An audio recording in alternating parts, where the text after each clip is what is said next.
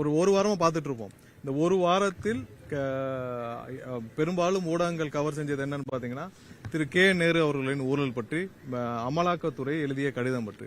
So இதுவரை திமுகவிடம் வந்து எந்த பதிலும் இதுவரை அவர்கள் வாயும் திறக்கவில்லை, எதுவும் சொல்லவில்லை. இது போன்ற விஷயங்களை கண்டிப்பாக மக்களிடத்தில் கொண்டு போய் சேர்க்க வேண்டும்.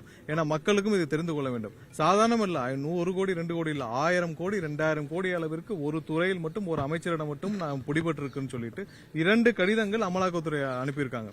இதுவரை இது சம்பந்தமாக முதல்வர் தரப்போ இல்ல யாருமே இதுவரைக்கும் வாயே திறக்கவில்லை. ஒன்னு ஆமான்னு சொல்லுங்க, இல்ல இல்லன்னு சொல்லுங்க. ஒன்னு ஆமா எங்களுக்கு கடிதம் வந்திருக்குன்னு சொல்லுங்க, நாங்க நடவடிக்கை எடுக்க மாட்டோம் சொல்லுங்க, இல்ல எங்களுக்கு கடிதம் வரவில்லைன்னு சொல்லுங்க. ஏற்கனவே ஒரு அமைச்சர் கைது செய்யப்பட்ட போது தொட்டுப்பார் சீண்டிப்பார்னு வீடியோ அமைச்சாரு முதல்வர். சோ இப்ப ஏன் அதே மாதிரியான இப்போ வந்து அமலாக்கத்துறையிலிருந்து 2500 இது வந்து பணி நியமனங்கள்ல ஊழல் நடந்திருக்குன்னு அமலாக்கத்துறை முதல் கடிதத்தில் சொன்னதாக செய்தி குறிப்பில் வந்திருக்கு.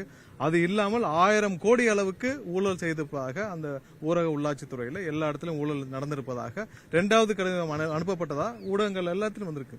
சோ இது சம்பந்தமாக இதுவரை ஏன் முதல்வர் தரப்புல இருந்து ஒரு வார்த்தை கூட வரவில்லை. ஏன்னா இதுல சாதாரணம் இல்ல, ஒருத்தர் ஏன்னா இந்த உத்தரவுகள், அந்த நியமன உத்தரவுகளை வழங்கியதே முதல்வர் தான்.